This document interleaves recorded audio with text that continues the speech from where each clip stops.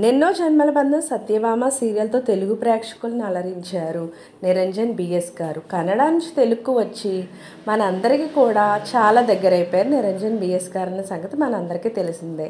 Present Satyabhama సీరియల్తో మనందరికీ కూడా రోజు కనువిందు చేస్తూనే ఉన్నారు సీరియల్లో కనిపిస్తూ. అంతేకాకుండా ఎప్పటికప్పుడు సోషల్ మీడియాలో కూడా ఆయనకు సంబంధించిన అనేక లేటెస్ట్ పిక్స్ అనేవి వైరల్ అవుతూనే ఉంటాయి.